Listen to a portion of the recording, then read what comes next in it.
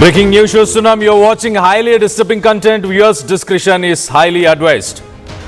RTC సమ్మెకు బలైన కార్మికుడు ఇటు నర్సంపేట డిపో డ్రైవర్ శంకర్ గౌడ్ మృతి. నిన్న నర్సంపేటలో పెట్రోల్ పోసుకొని బలవన్ మరణానికి పాల్పడ్డాడు శంకర్ గౌడ్. 80% కాలిన గాయాలతో ఇటు గ్రీన్ ఛానల్ ద్వారా వరంగల్ ఎంజీఎం నుంచి హైదరాబాద్ తరలిస్తుండగా ఇటు నగరానికి చేరుకున్నాక మృతి చెందినట్టు తెలుస్తుంది శంకర్ గౌడ్ మృతిపై ఇటు కేంద్ర మంత్రి బండి సంజయ్ సంతాపం వ్యక్తపరిచారు. ఇటు శంకర్ గౌడ్ కుటుంబ సభ్యులను పరామర్శించడానికి ఇటు నర్సంపేట బయలుదేరారు ఇటు బండి సంజయ్. శంకర్ గౌడ్ మృతితో శోక సంద్రంలో ఇటు కుటుంబం మునిగిపోయింది. ఇటు శంకర్ గౌడ్ స్వస్థలం వరంగల్ జిల్లా ఖానాపూర్. మృతుడికి ఒక పాప ఒక బాబు. మృతుని భార్య ఇటు లత, అలాగే కూతురు శ్యామిలి, కుమారుడు హేమంత్.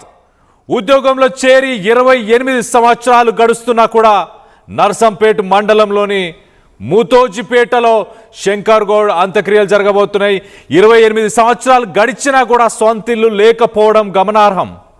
నిన్న బలవన్ మరణానికి యత్నించిన ముగ్గురు కార్మికులు ప్రస్తుతానికి శంకర్ గౌడ్ తన ప్రాణాలను కోల్పోయాడు. మొత్తం మీద 2019లో జరిగిన 52 రోజుల స్ట్రైక్ అప్పుడు కూడా దాదాపు 30 మంది చనిపోయారు. దాంట్లో 5 మంది బలవన్ మరణానికి పాల్పడినట్టు తెలుస్తుంది.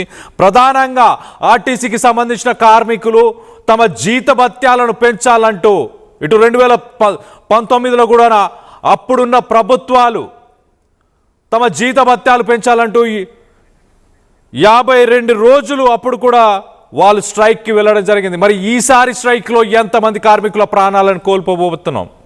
దీనికి సంబంధించి మరింత అప్డేట్ తీసుకునే ప్రయత్నం చేద్దాం. వరంగల్ నుంచి మా ప్రతినిధి వెంకటరత్నం అందుబాటులో ఉన్నారు. వెంకటరత్నంతో మాట్లాడి తెలుసుకునే ప్రయత్నం చేద్దాం. వెంకటరత్నం, చెప్పండి, ప్రస్తుతానికి ఎలా ఉంది పరిస్థితులు అక్కడ వరంగల్ నర్సంపేటలో? శంకర్ గౌడ్ బలవన్ మరణానికి పాల్పడిన తర్వాత అసలు ప్రాణాలతో కొన ప్రాణంతో బతుకుతాడన్నటువంటి ఒక ఆశ మాత్రం కార్మిక వర్గాల్లో అలాగే కుటుంబ సభ్యుల్లో కలిగింది.